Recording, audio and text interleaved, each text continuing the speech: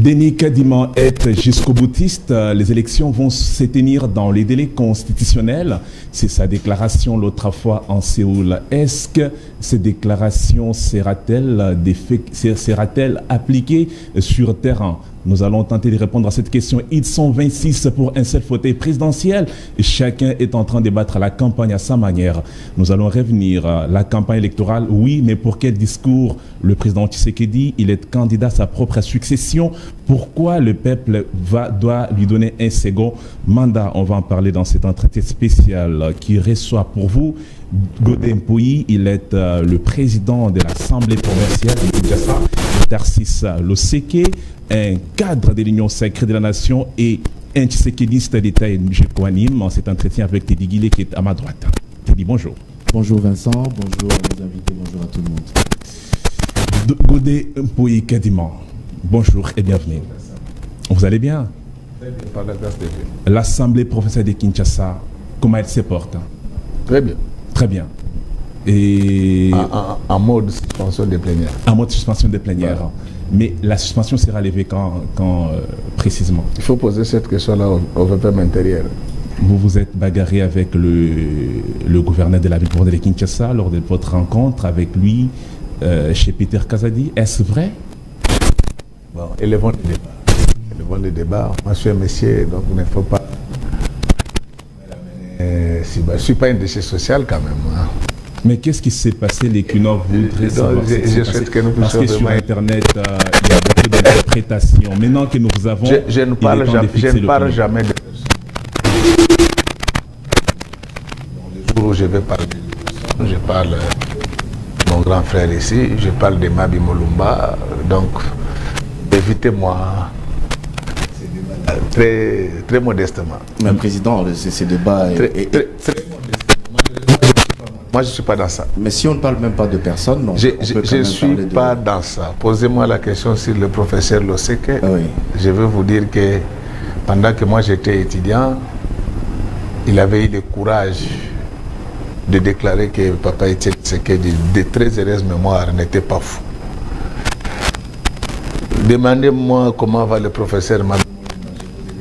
Je vous bien. Arrêtez là. Mais c'était une sorte de jeton.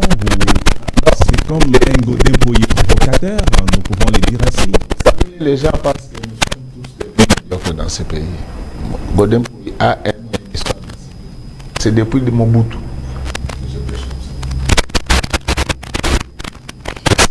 Maintenant que vous venez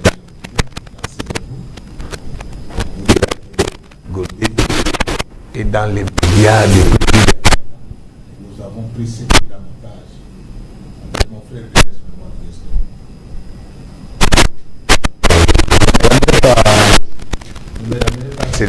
moi, je rêve diriger le Fonds monétaire un jour. Donc, la responsabilité oblige l'heure est de parler du bilan. Oui, ça oui. Votre bilan est-il positif? Très, très positif. Pour avoir fait quoi concrètement? Moi, il n'allait pas y avoir la lutte contre la corruption dans ce pays. C'est moi le détonateur. Depuis 1960, dans ce pays, on disait que Yibandambo, Tikandambo. C'est avec mon arrivée à l'Assemblée provinciale de Kinshasa que j'ai envoyé des gens en prison. Et c'est grâce à moi que j'ai fait aucune autorité de ce pays n'a utilisé ses frais de fonctionnement pour bâtir un bâtiment profond. Moi, je l'ai fait. Et les administratifs travaillent dans des conditions infra-professionnelles. Je suis privé de mes je suis avec mon bureau. J'ai érigé un bâtiment qui est là. Je suis le principal. Quand j'ai réalisé ce programme, ce n'était pas quand j'ai rédigé ce programme. Et les une bonne chose. Au-delà de cet assainissement de l'environnement, il y avait de l'assainissement des mentalités, des finances publiques, du climat des affaires et j'en passe et des meilleurs. C'est grâce notamment à moi, je dis grâce notamment à moi, qu'aujourd'hui vous avez l'Enguessa, vous avez Kikwit. Ce sont des routes qui ont été construites avec beaucoup d'intelligence. Et ça, même Léopold ne l'a pas fait avant. Lorsque nous arrivions à la tête de cette ville, nous avons constaté que la ville n'était pas interconnectée. Les nord et le sud n'étaient pas interconnectés, l'ouest et l'est. Il fallait puiser dans notre petite intelligence pour comprendre que les chaînons manquants, c'était parce que le sud de la ville de Kinshasa, c'est Mongafula. Aujourd'hui, c'est possible, cette jonction. Il en est de même de l'Est qui n'était pas avec Lumumba, échangeur Fikine. Il y avait un autre chaînon manquant, c'était qui. Aujourd'hui, avec vous avez la possibilité d'atteindre 24, vous êtes sur Upen et rejoindre Zolano. Donc ça, c'est notamment à mon actif. Aujourd'hui, vous avez les grands marchés. Renseignez-vous. La dernière signature qui a autorisé ces travaux, c'est la signature de votre humble secrétaire. Nous avons Métrokin, bien sûr, dont le débit n'a pas pu avoir lieu, tout simplement parce que il y a les pipelines des Congo-CEP qui longent en fait les chemins de fer. Il y a les installations de la régie des eaux de la SNEL. Il y a la bande passante pour les sociétés de télécommunications, mais du moins l'argent est déjà là. Comme si cela ne suffisait pas. Lorsque nous arrivions à la tête de cette ville, vous vivez dans les noirs comme dans un monde de sorciers. Aujourd'hui, il y a l'éclairage public. Aujourd'hui, moi, je sais partir de chez moi jusqu'à Kisseso, roulant sur la chaussée. Je peux partir de chez moi, prendre Willery, Assosa, Lando, Manifeste. Je ressors vers l'Ipen. Ça, ce sont des choses qui n'ont pas existé avant nous. Et jusqu'à la fin de l'année passée, toute la ville était balayée. Aujourd'hui, il n'y a que Bandar, tout simplement parce que je prends ça en charge avec mes modestes moyens. Mais, qu'à cela ne tienne, je fais de l'assainissement et je fais du tirage de la rivière Makilele en partant du pont Itambo jusqu'à Makala. Lorsque vous êtes moins avant que les gouvernements centraux ne puissent prendre en charge cette tronçon, j'y passais régulièrement et j'étais des caillasses à mes propres moyens. Parcourez toute la ville, vous trouverez les traces de Gauthier. Mais ce que les gens doivent retenir, c'est que c'est grâce à moi qu'on a appris que la corruption est mauvaise.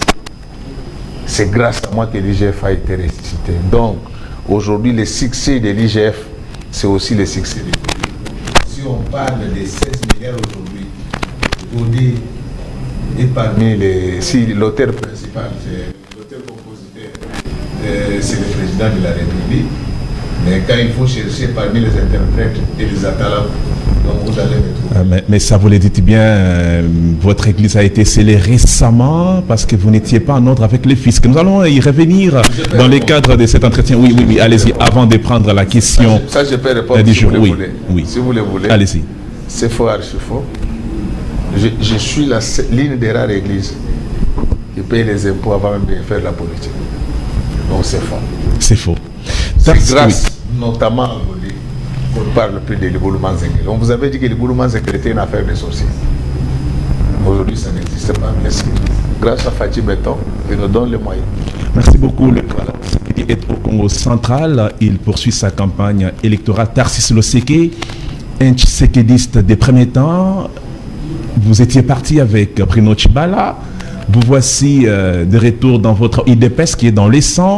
Le président a lancé sa campagne, c'était au Stade des Martyrs. Là, il est au Congo central. D'abord, vos impressions pour cette campagne électorale sous l'ère Tshisekedi. Bonsoir Vincent, bonsoir Teddy. Merci. Merci beaucoup pour la parole. Je voudrais saluer la présence de mon jeune frère José Godé Poyi, mon co-débatteur. Une précision, on parle beaucoup de Bruno Tshibala. C'est un ancien secrétaire général adjoint de l'UDPS, Tshisekedi, et il a été longtemps le juriste de l'UDPS. Moi, j'ai participé à un gouvernement pendant cette période, le gouvernement de Sami Badiba. Mais Bruno Tshibala m'a rappelé d'Europe en me disant que nous devons réunifier l'UDPS. Il voulait me mettre comme coordonnateur des contacts qu'il voulait prendre. Et ça s'est limité là. Je n'ai jamais appartenu à son gouvernement, encore moins à son cabinet. Donc, il est là où il est au FCC. Moi, je suis revenu à la maison mère. Je crois qu'on peut clôturer les débats. Bon. On ne peut pas clôturer parce qu'on vous a vu aux côtés de Tchibala. À un moment donné, on vous a même catégorisé dans son parti UDPS Tchibala. Aujourd'hui, vous parlez de l'UDPS Tchibala ou de l'UDPS Tshisekedi. C'est quand même une précision importante à avoir avant même qu'on commence les débats. C'est très important. l'UDPS Tchibala. Formel. L'UDPS Tchibala, mais ça existe. Non, oui, ça n'a jamais existé formellement. Oui. C'est une créature sur des papiers que lui-même et son ministre délégué, que vous connaissez, Chibango, ils ont fabriqué des papiers. Ils ont donné une certaine étoffe, une certaine coloration à l'UDPS qui n'existait pas sur le terrain. Et moi, j'étais même surpris de voir qu'on a mis mon nom pour être président sans être consulté. Ah, sans être consulté. Et j'ai fait des déclarations à son temps pour dire que je ne suis pas avec eux. Donc, c'est clair. Si vous avez d'autres questions à ce sujet, je suis disposé. Pour l'instant, Tarcisse Seke est de l'UDPS Tshisekedi. Point barre. Je suis retourné à la maison mère. C'est le retour. Oui, puisque à un moment donné, on m'a marginalisé en me traitant de tous les noms, mais je suis là-dedans à la demande des amis qui sont tshisekidistes comme moi. Et votre intégration s'est faite sans encombre? Vous êtes revenu sans problème? Moi, j'ai une base. Je suis allé à ma base, dans mon village, qui est un grand village.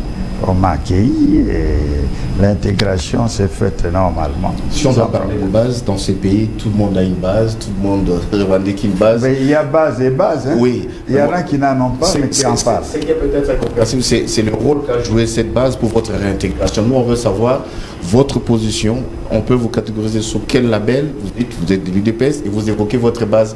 Votre base a influé sur votre retour. Quel est le rôle que votre base a joué? Vous connaissez la structure de l'UDPS? Exactement. On ne peut retourner qu'à la base, c'est-à-dire à la cellule. Oui. Et la cellule monte à la fédération. Et la fédération canalise tout au niveau central. Oui. Donc, moi, le reste, je sais que je suis allé là où il faut, légalement, conformément au statut. Et le reste, ça a suivi son cours. Le fédéral est venu jusqu'à Kinshasa et il a parlé avec les autorités centrales. Ça a été fait quand? Juste avec les élections, c'était fait un peu plus tôt. Parce que non, plus tôt, puisque j'ai même introduit ma fiche avec caution pour les candidatures. Et c'est la fédération qui a introduit avec des cachets ad hoc sur les documents. Le président Tshisekedi est au Congo central. Nous allons prendre cet élément et revenir pour la suite de cet entretien.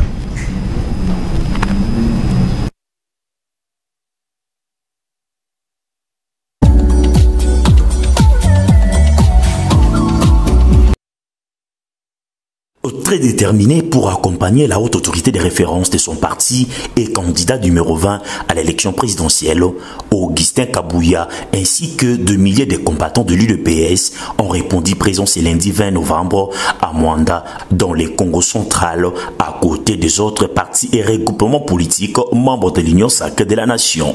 Objectif, écouter Félix Tshisekedi, le candidat crédible surnommé le candidat unique du peuple congolais. Avant de commencer son allocution, Félix Tshisekedi a invité la population à observer une minute de silence en mémoire de l'un des leaders incontestables de cette province à la personne de Mwanda Nsemi, avant de rassurer les Né-Congo que toutes les dispositions ont été prises pour qu'il soit enterré chez lui avec beaucoup de dignité et honneur.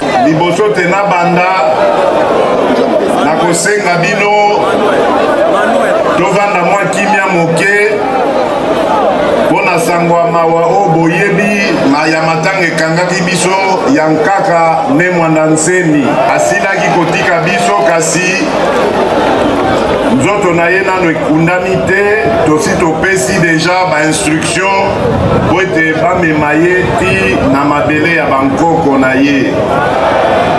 Tofanda mwa kimia muke, to observer mwa moment ya silence pona molimo na ye. Merci. Candidat président de la République au numéro 20, Félix Tshisekedi a énuméré quelques réalisations de son premier mandat dans la ville de Mwanda, en particulier et au Congo central en général. Commença par la construction des routes et du port en eau profonde de Banana, mais aussi l'électricité qui sera opérationnelle d'ici le 20 décembre prochain dans cette ville. Nasololi na bandeko na biso ya commission de gestion pour la fond Mwanda. Le CGFM bayebisinga boye ba conteneur ezali na nzela d'ici le 20 décembre courant ekokota awa na Mwanda. Face aux autres candidats qu'il qualifie des candidats de l'étranger, Félix Tshisekedi demande à la population d'être très éveillée avec l'air au discours.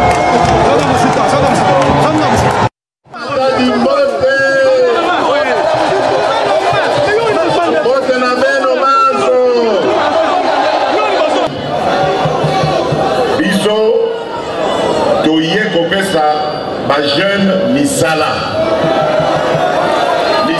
nyonso ezali na valeur. Mosala lokola ya bilanga ezali na valeur monene. Ndeko kuluna tika kikuluna sala bilanga po na mikolo ezali koya tokobakisa nombre ya ba policier. Na tango tozali kolobawa bazali kolanda ba formation na bango. Tango bakosilisa bakoya ko renforcer effectif o ezali awa. Ke bobo sanate batoyo baboma SNCC. Batoyo baboma port ya Matadi na ya Boma. Bakoyela bino wana ba discours ya lokuta. Bato wana bazali kosalela bapaya o balingi mboka na biso etikalaka kaka nsima tozala kaka ya kofelela tozalaka kaka kosengaka tokende liboso te baza na bakandida na bango na kotrahir bino jamais na kosenga na bino peuple mokonzi bino nde boyebi banani bolingi bakamba bino me toye awa mpona kokabwana te kopingana te toye kolakisa bomoko toye kolakisa famille oyo tozali lelo famille ya bacongolaise na bacongolais natondi bino botondi nkolo abatela bino nayebi te tokomona na lisusu.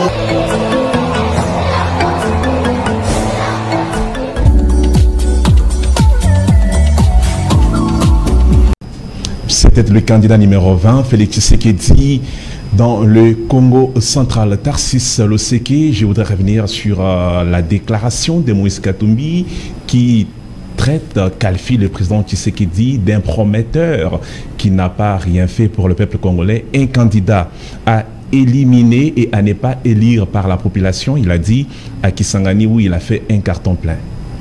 Oui, préalablement à cela, j'allais vous féliciter de ce genre d'émission à ce moment-ci de la campagne électorale présidentielle. Il faut qu'il y ait un débat d'idées, pas un débat sur les individus. Parce qu'il y a des candidats qui veulent faire le populisme, comme celui que vous citez, et je crois que sa première sortie à Kisangani, c'est complètement raté.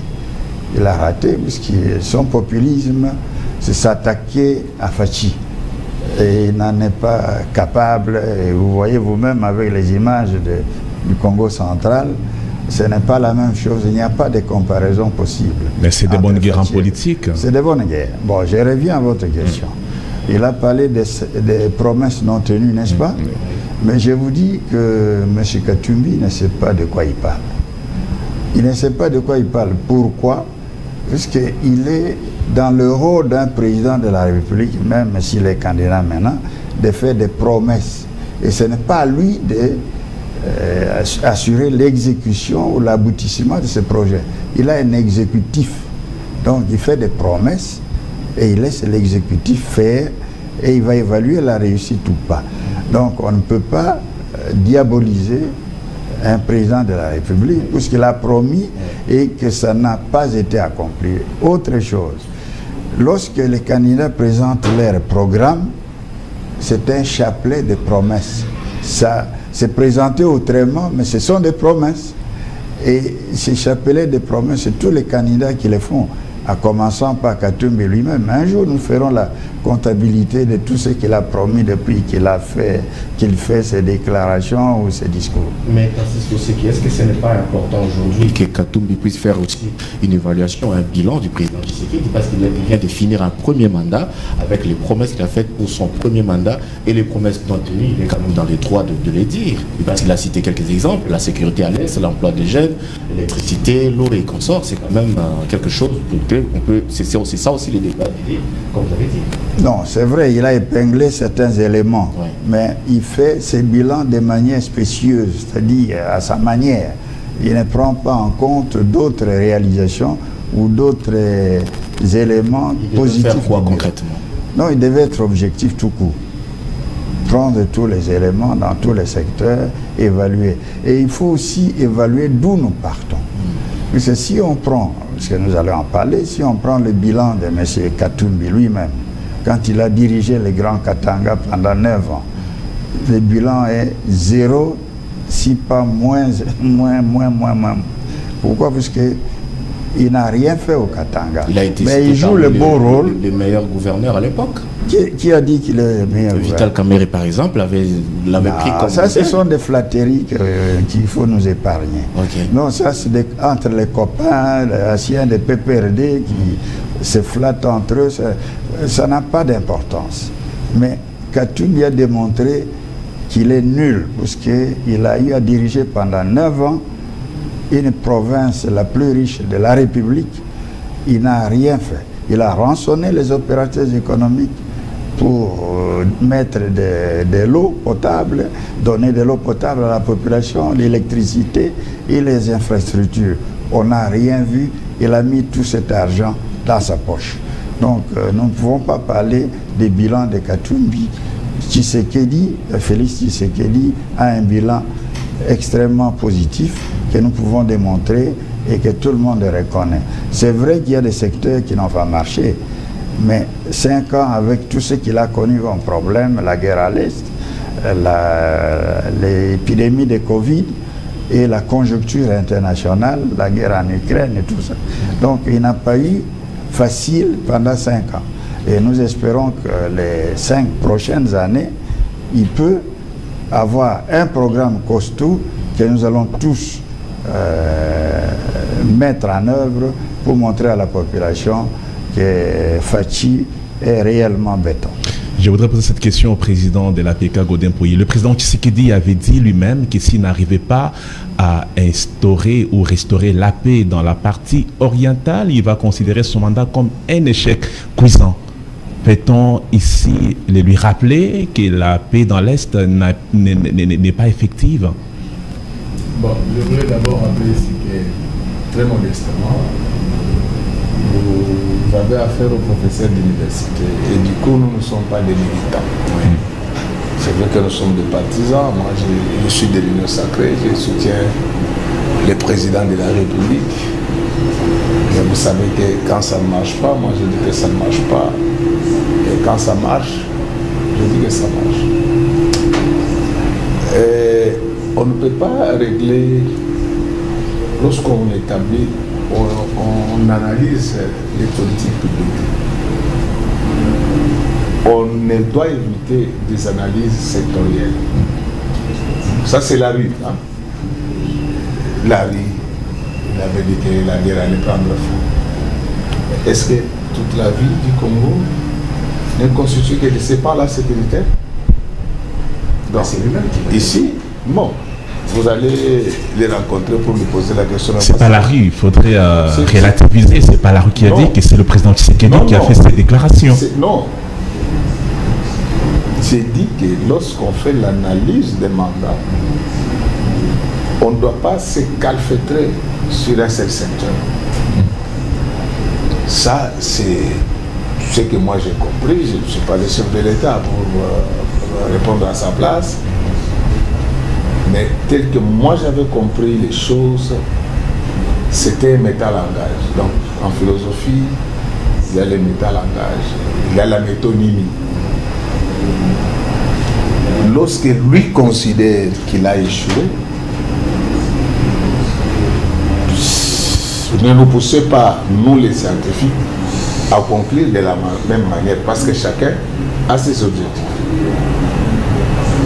S'il faut répondre à la question de savoir si le président de la République a réussi son mandat ou pas, mon aîné, le professeur de l'OSTEC l'a dit, il faut qu'il y ait des référentiels. Parce que nous, le drame chez nous, c'est que les plateaux de télévision, c'est devenu comme une salle de groupes de théâtre. Donc les gens viennent, c'est du fait d'artifice. Nous sommes des personnes ressources. Souffrez qu'on puisse vous donner des repères. Donnez-nous les repères, on en a besoin. C'est même pour cette voilà, raison que vous avez... Pour vous dire où est-ce qu'on était en 2018 oui. Et où est-ce que nous en sommes maintenant. Exactement. Moi, je commence avec la filière économique. Parce que là-bas, les choses se font de manière rationnelle et personne ne peut intervenir avec ses sentiments et l'emporte. En 2018, le produit intérieur brut de cette république était de 46 milliards de dollars. Et au jour d'aujourd'hui, notre PIB est de 69 milliards de dollars. Lorsque vous faites la différence de la simple arithmétique, il est établi qu'en 4 ans, on a créé une richesse supplémentaire de l'ordre de 23 milliards de dollars. Record jamais atteint depuis que l'économie est comme. Moi, je peux vous donner les agrégats macroéconomiques de ces pays de 1900. Là, c'est sur le plan scientifique, quand vous dites que les records jamais atteints depuis que les Congo est Congo. Et CETI, c'est nous nous parlerait autant que vous. Pardon? Nous nous parlerait comme vous. Bon, moi je parle. Vous avez la liberté oui. de citer vos références. Moi je suis scientifique. On m'a appris à l'école que lorsque vous voulez faire une étude bilantaire des mandats, sur le plan économique, il y a des agrégats. Et ces agrégats, c'est notamment, j'ai commencé par le PIB. Donc ça, ce sont des faits. Je vous dis que sur le plan finement scientifique, ce qui n'est pas mesurable n'existe pas. Donc, moi, je vous dis que depuis que la RDC arrive, j'ai un léger avantage, c'est que j'ai les agrégats de toute la macroéconomique de la République. Dès 1960 à ce jour, je n'ai jamais vu un gouvernement, un président qui a atteint une telle vitesse de croissance. Donc en 4 ans, créer 23 milliards de dollars de richesses supplémentaires, ça n'arrive pas tous les jours en Afrique. Et si vous permettez, je vais passer à un autre indicateur. Non, allez-y. Mais il y a une relance pour vous. Cette croissance économique voudrait dire que nous avons une bonne gestion qui a été mise en place, ou bien la méritocratie a été définie par le président Tshisekedi, qui est le leader? Bon, moi, je suis scientifique, je constate les faits. Je constate que c'est depuis que le président Félix est là qu'il y a cette vitesse de croissance. Et moi, lorsque je tire mes conclusions, j'établis aujourd'hui, si vous voulez les comprendre comment ça se passe, il y a un logiciel qu'on appelle NVivo qui nous permet d'établir la corrélation entre cette performance et le mandat du président. Comme ça n'a pas été fait avant lui, donc c'est lui qui l'a fait. Et ça, ce sont des choses indiscutables. Donc ici, nous parlons chiffres à l'appui, parce que l'économie est par essence chiffrée ici. Ce sont des choses qui ne sont jamais arrivées dans ce pays depuis notre indépendance. Moi, j'ai une inquiétude. Laquelle, professeur? Laquelle t'es dit? Je veux quand même expliciter quelque chose. Oui. À l'époque de Joseph Kabila, par exemple, quand il était au pouvoir, avec Matata Ponyo comme Premier ministre, il revendiquait encore ce chiffre. On a atteint les points d'achèvement, on a atteint ceci, les cadres macroéconomiques. Et la population à l'époque s'est posé la question de savoir quand est-ce que nous, population, allons profiter de ces performances. Aujourd'hui, vous parlez encore des performances. On a comme l'impression que sur le plan théorique, on est dans les bons, mais sur le plan pratique, on souffre encore. Merci beaucoup, Teddy. Je voulais d'abord vous dire que le président Joseph Kabila n'a pas fait que de mauvaises choses dans ce pays. Okay. J'ai le courage de le dire. Et c'est grâce à Joseph Kabila que nous avons eu les taux de croissance positifs dans ce pays. Mais quand je regarde la vitesse de croissance, dans 4 ans, créer une richesse supplémentaire de 23 milliards de dollars, cela n'est jamais arrivé dans l'histoire de la RDC. Malheureusement, ça reste théorique. Non, ça c'est d'après votre entendement. Mais c'est sur le plan pratique, quelles en sont les recettes? La difficulté que nous avons chez nous, c'est que les gens pensent que ce qu'ils ne connaissent pas n'existe pas. J'entends souvent les gens dire, mais on ne ressent rien, mais ce n'est pas de la malaria. Si les calculs des agrégats macroéconomiques est réservé aux initiés, on a développé des indicateurs sociologiques de la croissance. Ça, ce sont des notions modernes, certainement qu'il y a des gens qui ne vont pas comprendre. Mais je ne dis pas moi que je suis plus intelligent que les autres. Non, mais rendez accessible ce que les autres ne peuvent pas comprendre. Mais c'est ce que je vous dis. Je vais commencer par les embouteillages qu'il y a maintenant. Qui s'est accentué en plus. Ces embouteillages-là, au-delà de l'aspect négatif des dévoreurs du temps, mais c'est aussi des indicateurs sociologiques de la croissance. Cela veut tout simplement dire que les gens ont gagné beaucoup d'argent et se sont procurés des véhicules. Et comment un scientifique raisonne? On a ça comme hypothèse de travail. Et pour valider ça empiriquement, moi j'ai fait cette démarche, je suis allé à la DGI. Fin 2018, la DGI avait... Moi j'ai travaillé avec Méthodo, hein, c'est ça la différence. Donc la différence entre la science et l'art, c'est que la science a des concepts, un objet et une méthode.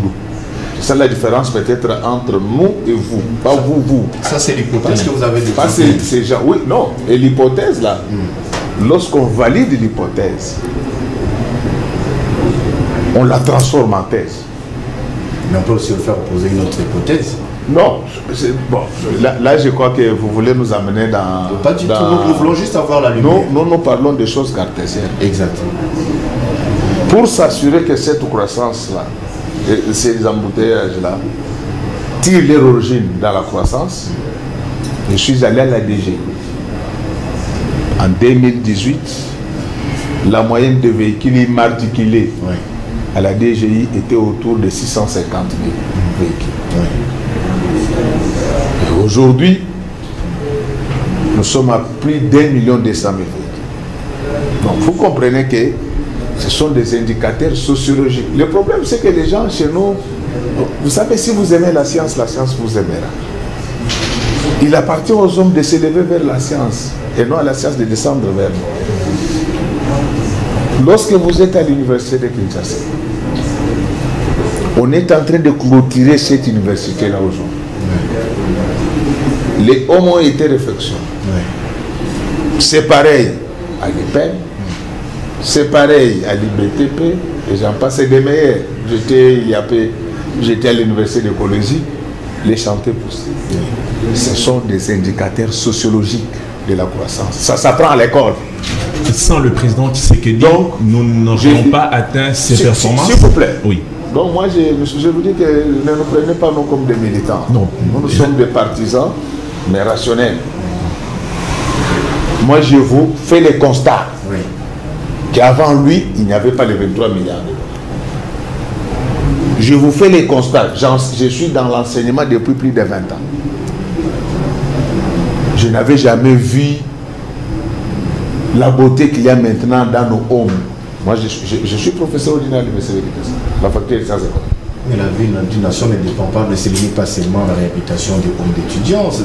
Non, on est toujours malheureusement, la théorie et la malheureusement, non. C'est ça la difficulté. C'est-à-dire que vous savez comment de parler en public. Teddy et Vincent. Je sais que ce n'est pas vous qui parlez, mais vous représentez une certaine opinion. Exactement. Mais chez nous, les gens ne savent pas qu'avant de parler en public, il faut convoquer les grandes forces de l'intelligence. Exact. Le développement d'un État est chronophage.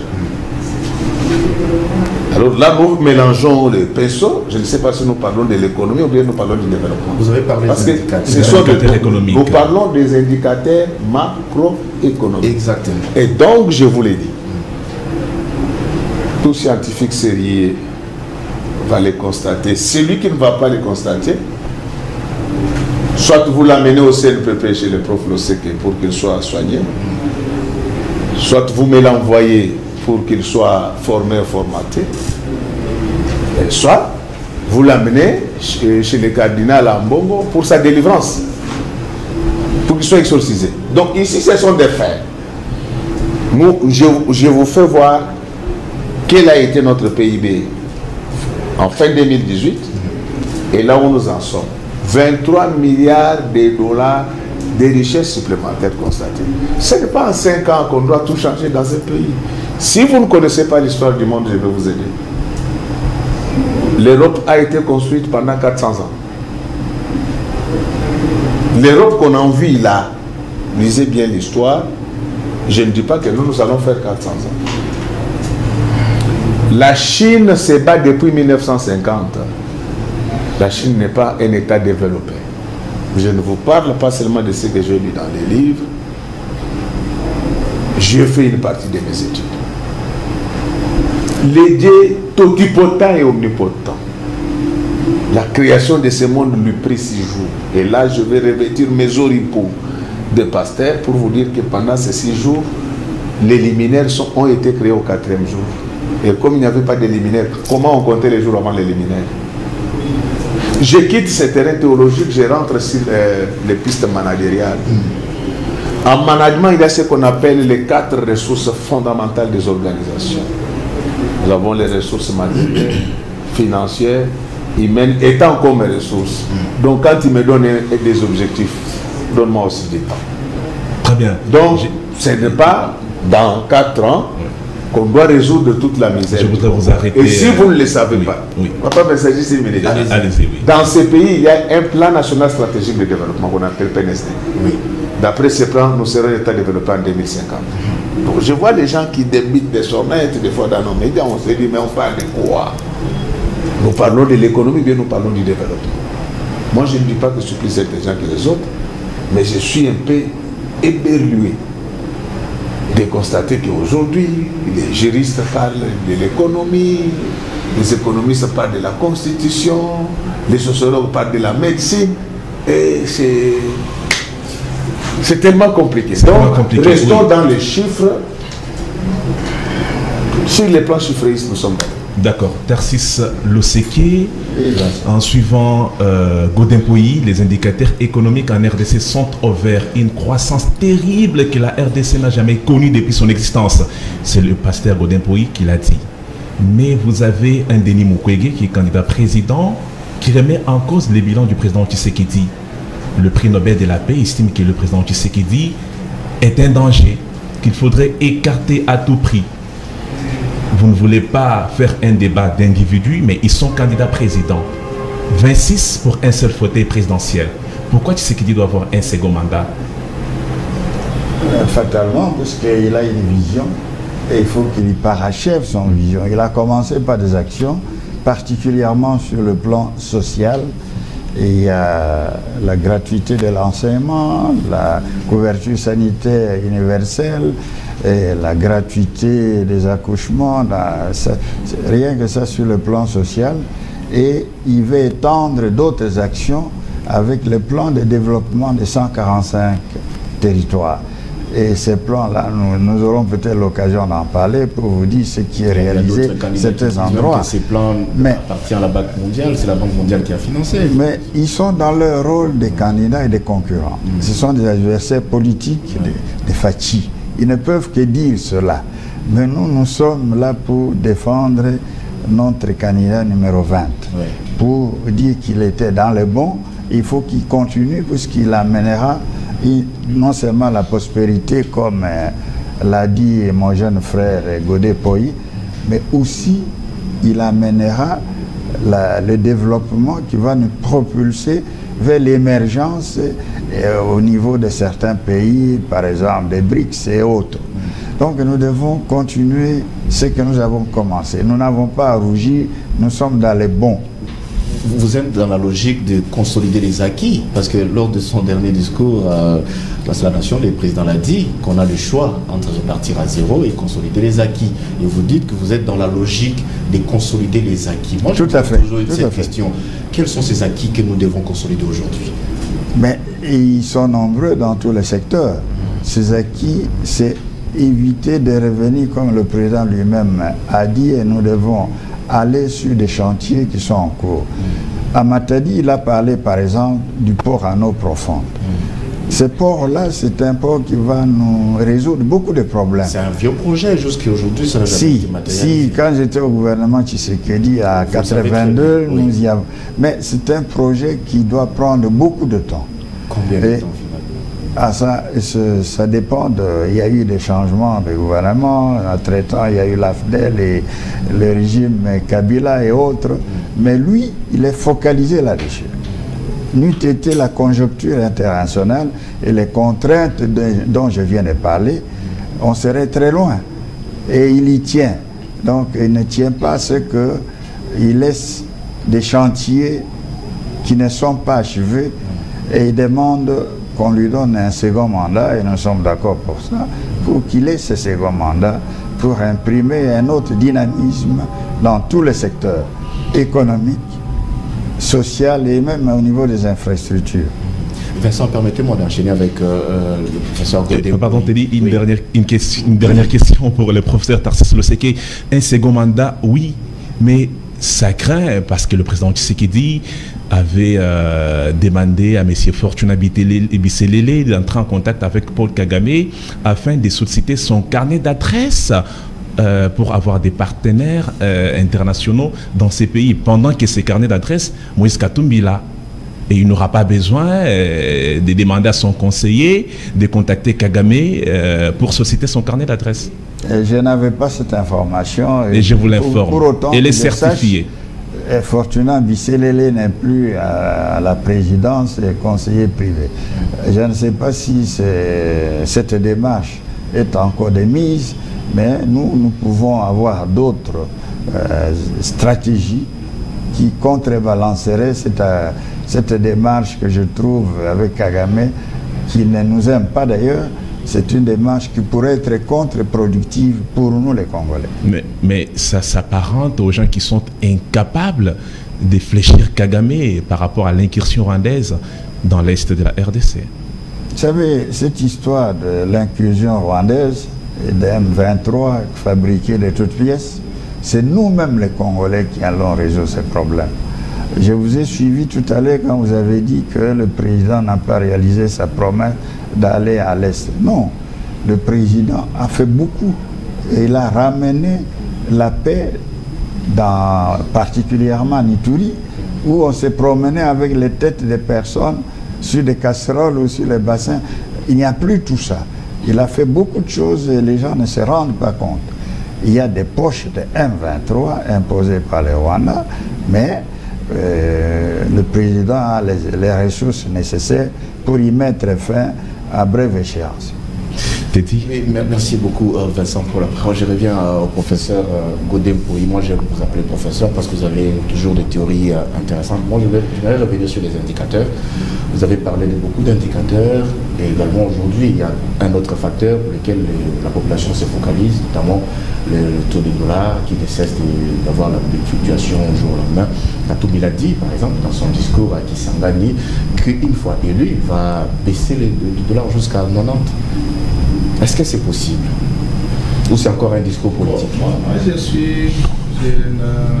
n'aime pas citer le nom des gens.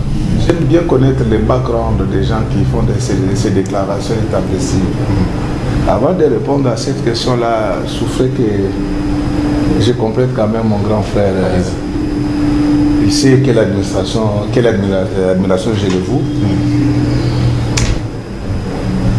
Vous avez, je n'aime pas parler des gens parce que souvent c'est pas bien. Je voudrais dire ceci.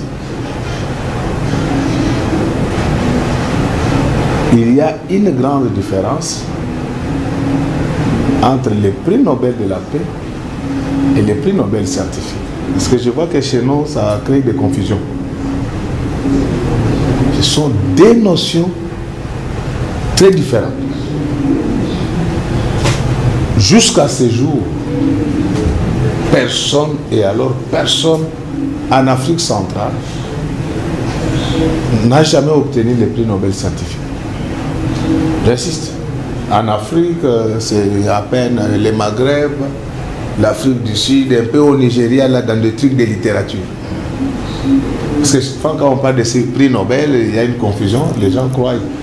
Je sais que dans l'opposition, il y a les candidats de grandes valeurs scientifiques, mais nous devons restituer la vérité. Donc les prix Nobel scientifiques, c'est vraiment autre chose. Les prix Nobel de la paix, on donne ça à tout le monde. Non, on le sait. Parce que la façon dont vous en parlez, et je vous dis que dans la démarche universitaire, les prix Nobel de la paix, il est en deçà du doctorat honoris causa. On aura le temps d'expliquer oui, ça. Parce que on ne va pas rester. Ce n'est pas l'objet de notre émission. Alors, quand il y a quelqu'un qui vous dit, des gens qui vous disent qu'ils ont la baguette magique pour ramener les dollars à 30, je suis convaincu que ce sont des gens qui n'ont pas fait beaucoup d'études en économie. Je n'aime pas savoir qui les dit. Ils sont entourés. Non, je suis convaincu. Je suis convaincu. Les domaines. J'ai dit ceci. Oui. Toute personne qui connaît l'économie congolaise ne peut pas tenir un tel discours parce qu'il sait que depuis l'existence du Congo, nous avons les 3 facteurs perturbateurs de la monnaie congolaise. C'est ainsi que vous allez voir que en théorie monétaire, nous avons la politique monétaire structurelle et la politique monétaire conjoncturelle. Les contextes de la République démocratique du Congo ne permet à personne de prédire avec exactitude la stabilité de sa monnaie. Et pourtant, tous les politiciens se lancent sur ce terrain. Non, certainement non. Ce sont les discours que les gens tiennent. J'entends souvent les gens la diversification de l'économie. Oui. Après, vous verrez, personne ne le fait. Oui. C'est tout ça parce qu'on n'a pas de bonnes informations. Donc, la monnaie congolaise, c'est difficile de prédire sa stabilité pour le moment parce qu'elle subit ou elle est victime de 3 facteurs perturbateurs. D'abord, nous avons les facteurs d'ordre économique. Donc, notre économie est extravertie. Nous sommes les seuls pays qui consomment ce qu'il n'a pas produit et qui produit ce qu'il ne consomme pas. Déjà, de ce point de vue-là, c'est difficile parce que nous devons mobiliser suffisamment de devises pour importer régulièrement. Or, pour régler ces problèmes de manière définitive, il faut diversifier la production. Or, pour atteindre la diversification de la production en RDC, il y a des préalables. Nos dos. C'est les problèmes énergétiques et des banques d'investissement. C'est pourquoi vous voyez souvent quand on nomme des ministres, là, les premiers discours, je vais diversifier l'économie. Après, ils partent, ils ne disent rien. C'est parce qu'ils veulent apprendre pendant qu'ils seront en fonction. Et donc, je voudrais dire qu'aujourd'hui, si nous voulons avoir une monnaie stable, comme les gens le disent là, certainement qu'ils n'ont pas la bonne information, on doit commencer par régler les problèmes de notre barrage d'Inga. Si vous ne le savez pas... C'est un barrage qui a déjà beaucoup de problèmes. Mais ce sont des préalables. Oui, mais au regard des tableaux que vous êtes en train de peindre, c'est loin d'avoir la stabilisation de cette les gens qui tiennent ce genre de discours, certainement qui n'ont pas fait de bonnes études économiques. Moi, je n'ai pas la prétention. J'ai dit ceci. Mais c'est pour cela qu'il est là aussi. Apparemment, vous êtes né après. Donc au lycée Histoire, on vous a dit qu'entre 60 et 65, c'était les chaos techniques du fait de l'impréparation des cadres. Donc je referme la parenthèse. On va ouvrir la parenthèse. Oui, on va revenir là-dessus. Donc c'est ça. Vous savez, les gens... Moi, l'un de mes professeurs m'a dit que dans la vie, vaut mieux discuter avec les gens qui n'ont pas étudié que de discuter avec les gens qui ont mal étudié. Parce que les gars qui n'ont pas bien fait des études, là, quand vous commencez les choses à la discothèque, il s'était. Il vous facilite la tâche. Mais celui qui a fait des mauvaises études, il va vous emballer dans des discussions. Et ça pose problème. Donc bref, c'est pour vous dire ceci. Oui. Aujourd'hui, pour avoir une monnaie stable, demandez à n'importe quel monétariste. Il faut diversifier la production. Pour diversifier la production, il faut régler définitivement le problème de notre barrage. Vous avez dit qu'il y a des préalables, mais les préalables là sont déjà loin de non, ce ne sont pas impossibles. Voilà, c'est ce que je voulais dire. Oui. Donc, dire que dès le lendemain, on va le faire, c'est... Enfin, parlons des choses sérieuses. De deux, pour développer un État, on ne développe pas l'État avec l'économie d'un État, on ne développe pas l'économie avec l'argent de son salaire. Même pas l'argent des émoluments. Il faut des banques d'investissement. Regardez l'architecture bancaire de ce pays. Il y a combien de banques congolaises? Mais ces gens parlent de quoi? Ils parlent de quoi? Donc en fait, c'est pour comprendre que ce sont des discours qui ne sont pas mûris. Donc c'est de la démagogie. Et moi, je préfère dire que ce sont des discours qui ne sont pas mûris parce que personne, la monnaie, c'est pourquoi moi j'ai un grand respect pour nos amis de la Banque centrale, la façon dont ils tiennent cette monnaie. Ce sont des gens à part cela, il y a les deuxième facteurs perturbateurs de la monnaie congolaise, il est d'ordre monétaire. Donc nous sommes dans une économie souterraine, donc dans une économie informelle. Il y a une masse d'argent importante qui échappe au contrôle de l'État. Par quelle magie, dans une année, on va régler tous ces problèmes-là? Mais finalement, donc, il nous faudra combien de temps? Non, vous avez déjà énuméré des prix. Non, j'ai dit ceci. C'est pour dire que les gens ne se renseignent pas davantage. C'est possible d'avoir une monnaie stable, mais il y a des conditionnalités.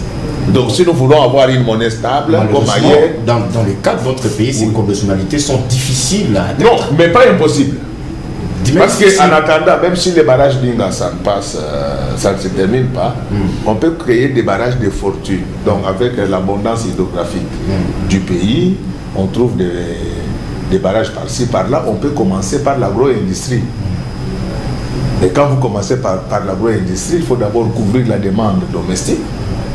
Et encore faudra-t-il dire que pour exporter des biens ici de l'agro-industrie, il y a des conditionnalités techniques sur les marchés internationaux. Donc bref, dire qu'on va retourner à 90, économiquement par là, je ne vois pas comment ça va se faire avec cet environnement international. Donc même avec le président Tshisekedi, ça va être impossible. Non, j'ai dit, c'est pas impossible. Ça va être difficile. J'ai dit que c'est difficile, mais même avec le président Tshisekedi. Naturellement. Oui. il faut apprendre à dire la vérité aux gens. Moi, j'ai essayé un ami, il revenait de l'Europe, à peine les chefs ont été élus. Je lui disais que le développement de la RDC, c'est en 2050. Il me dit, mais pasteur, pourquoi vous ne pouvez pas réduire dans 5 ans? Je lui dis, mais je vois que vous avez des problèmes. C'est comme si quelqu'un demande à une femme de faire un enfant dans 3 mois. Mais les politiques n'ont pas ces discours. Les politiques disent un autre discours. Nous avons compris très bien. Ne vous inquiétez pas. Aujourd'hui, vous avez des scientifiques devant vous. Mais vous êtes président d'une institution pas la moindre à Kinshasa. Vous avez autant de diplômes. Vous êtes aux côtés du chef de l'État. Mais qu'est-ce qui fait que les préalables susvoqués posent toujours un sérieux problème? On y travaille. Je vous ai fait voir comment. Ces choses-là, en fait, pour réfléchir, il y a des balises scientifiques qui guident la réflexion. Donc aujourd'hui, je vous ai parlé de Rostow qui démontre que le développement d'un État est chronophage. Je vous ai fait voir que l'Europe a été construite pendant 400 ans. Je vous ai fait voir que la Chine est dans la bataille depuis 1950. La Chine n'est pas un État développé. La Chine, c'est un État émergent. Donc, si dans votre théorie, on est loin d'atteindre ce résultat. Non, les problèmes au Congo, c'est que les gens appellent les conséquences que c'est la foi. Les plans national stratégique du développement de la RDC existe. Notre développement, monsieur, c'est en 2050. Qu'est-ce qu'il reste au pouvoir alors? Non, je ne suis pas dans cette logique-là. Oui. Je ne suis pas dans cette logique-là. Avant de créer mon parti, j'ai passé toute mon enfance au sein de l'IDPS, que j'ai quitté officiellement en 1993 lorsque je devenais fonctionnaire. Et ce que nous a appris, nous, à l'IDPS, c'est la démocratie.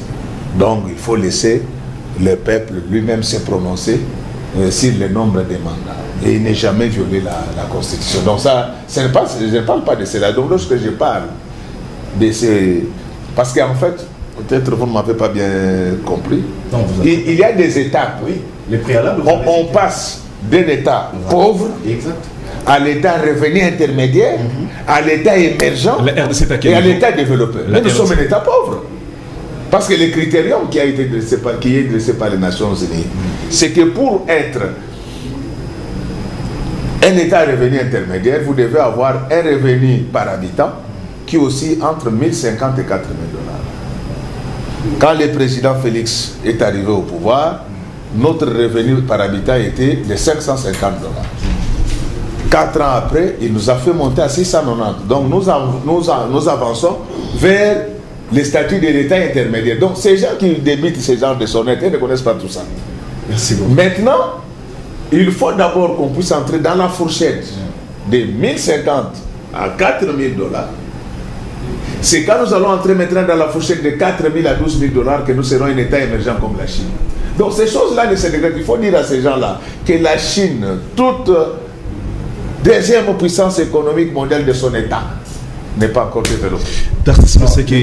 Vous voulez compléter Godin? Oui. Allez-y. Ok, allez-y, oui. En vous rappelant un fait historique que vous ne connaissez peut-être pas, une des rares fois où on a vu le Zaïre à l'époque s'est raffermi par rapport au dollar, c'est avec le gouvernement Tshisekedi issu de la conférence nationale souveraine.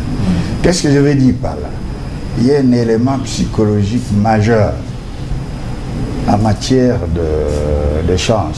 Et le professeur Godet Poyi va le confirmer, parce qu'il faut la confiance à une personne ou aux autorités du moment.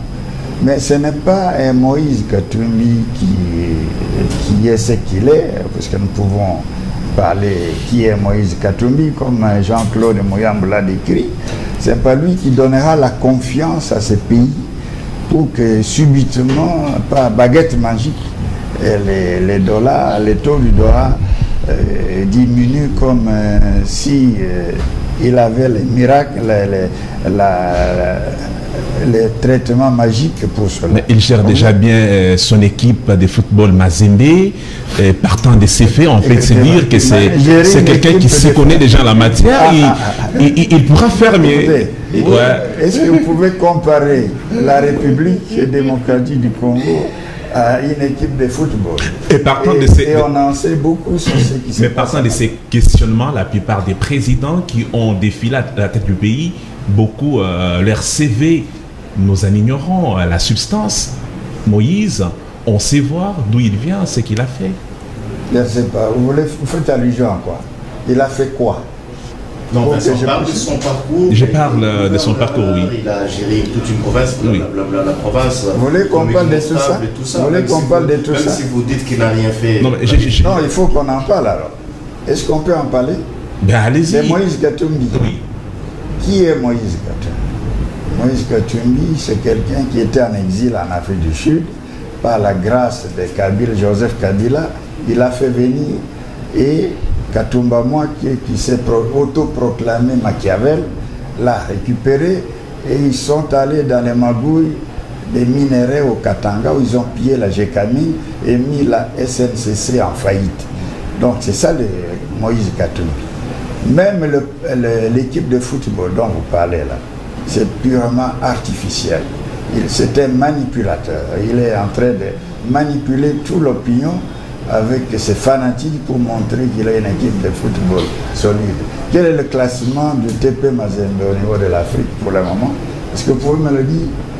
Peut-être parmi les derniers au classement de la CAF. Donc moi je ne sais pas parler des choses négatives. Je voudrais des choses qui sont positives. La démagogie, comme il a commencé à le faire, ça va l'amener tout droit au mur. C'est pas ça que nous voulons à la tête de la République. Nous ne voulons pas d'un démagogue, nous ne voulons pas d'un affabulateur, nous ne voulons pas de quelqu'un qui manipule l'opinion publique avec de l'argent qu'il a acquis dans des conditions que vous connaissez. Le président Tshisekedi, dans la plupart de ses sorties médiatiques dans cette campagne électorale, il dit toujours au peuple congolais, attention aux candidats de l'étranger. Attention aux candidats de l'étranger. Qui est le candidat de l'étranger? Ben, il faudra lui poser la question lui-même, mais je crois qu'il n'y en a pas qu'un seul, il y en a plusieurs. Donc moi je ne peux pas me risquer là-dessus. Le chef de l'État, il a donné le ton. Quand il nous donnera les mots ou les éléments de langage, nous allons parler clairement de ce que lui il appelle candidat de l'étranger. T'es dit? Oui, je vais revenir au professeur Godempo. Aujourd'hui, nous sommes en période de campagne électorale. Le président Félix Tshisekedi a fini son premier mandat. Il veut remplir la tête du pays pour poursuivre un second mandat. Vous avez dressé un tableau quand même clair de la situation économique de notre pays. Selon vous, si le président Félix Tshisekedi doit être élu, on doit se focaliser sur quoi? Et s'il est élu, il doit commencer par où? Merci beaucoup. D'abord, je sais qu'il sera élu avec au moins 60%, mais nous devons y travailler. Ça ne sera pas facile. Nous devons y travailler. Là, vous avez parlé comme un homme de Dieu et non un homme scientifique. Oui. C'est une prophétie. Mais nous devons y travailler. Nous devons y travailler. Je sais qu'il sera élu, mais il faut qu'on y travaille. Et j'en profite, parce que c'est quand même un média du parti présidentiel. Oui. Vous ne communiquez pas assez. Le président fait beaucoup de choses. Vous ne communiquez. Je vous donne un exemple.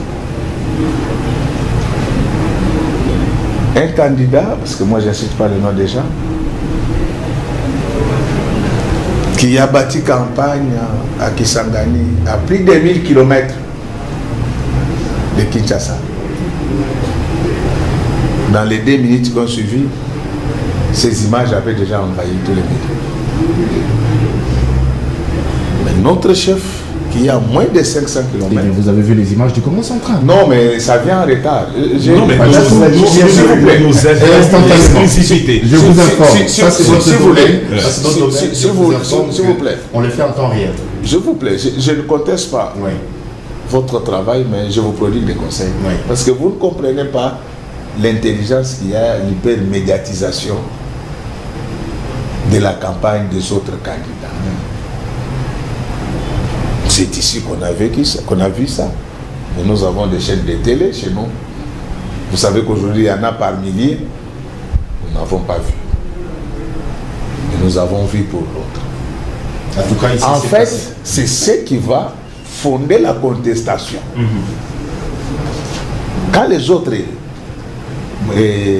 hyper-médiatisent leurs actions, c'est pour fonder leur contestation éventuelle. Alors, je vous demande, j'apprécie déjà ce que vous faites. Oui, revenons à ma question. J'apprécie ce que vous faites, mais facilitons la tâche au chef. C'est ce qui est fait. Oui. Alors, aujourd'hui, si le président de l'Europe, quand il sera réélu, parce que je sais qu'il sera réélu, la première des choses que je vais lui demander, c'est le casting. Comme ça sera sa majorité à lui, l'homme qu'il faut, à la place qu'il faut. Deuxièmement, combattre sans concession la corruption et le détournement des biens de l'État. Vous allez voir que l'année prochaine, on aura au moins un budget de 30 milliards de dollars. Donc, je corrige, j'apprécie ce que vous faites, mais je demande que vous puissiez en faire davantage. Parce que vous ne comprenez pas. Le chef lui-même, il ne veut pas des candidats de l'étranger. Et quand vous voyez nos amis là, hyper médiatiser leurs actions, ils préparent déjà la contestation. Ils suivent notre exemple. Donc, voilà. Alors, nous avons fini cet entretien. Je rappelle que nous avons... Oh, M. Tarsilo Seke, je vous ai vu bouger votre main droite. Oui. Vous vouliez... je voudrais renchérir sur ce que les professeurs... Allez-y, vite fait, nous sommes quasiment à la fin de l'entretien. Oui. C'est une œuvre qui n'est pas achevée, qui est la préoccupation du chef de l'État.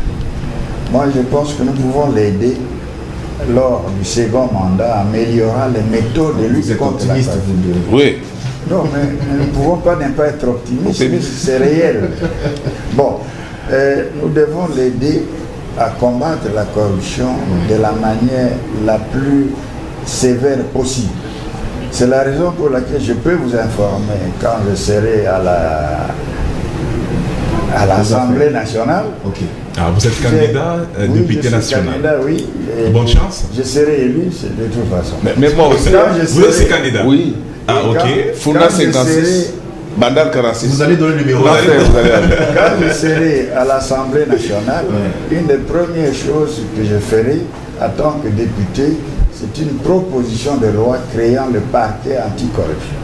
Parce qu'avec les structures judiciaires actuelles, impossible de combattre la corruption avec efficacité. Et l'IGF, la Cour des comptes, travailleront avec ces parquets. Vous verrez que ça ira de là. Alors, l'émission est terminée. Merci à vous, Tarsilo Seke. Je rappelle que vous êtes professeur des universités et candidat député national, membre de l'Union Sacrée. C'était avec un grand plaisir que nous avons reçu. Nous avons également reçu Godin Poyi Kadima, président de l'Assemblée provinciale de Kinshasa, professeur des universités avec multiples diplômes. Merci à vous d'être passé. J'ai dit également merci à Teddy Guillet. On se met debout. Numéro combien? Founa 56, Bandal 46. Bandal 46. Et le professeur Tarsis? À Katarokombe, à niveau national, numéro 72. Ah, ok. Et on espère vous avoir encore pour le reste de la campagne pour analyser. À tout moment, on est. Mais sinon, bonne chance à vous. Les sujets qu'on peut aborder ensemble. Exactement. Donc ça dépend de vous. Sinon, bonne chance à vous. Tout le plaisir est pour nous de venir parler de nous et surtout des autres candidats qui nous attendent. Merci beaucoup à Teddy Guillet. Merci d'avoir animé cet entretien avec moi. Merci Vincent. Ça n'est fini. Merci de l'attention soutenue accordée à cet entretien. Nous allons nous retrouver très prochainement ici à la 10e rue Télévision pour vous donner l'exclusivité de la campagne du chef de l'État et de tous les candidats. Je vous dis à tous.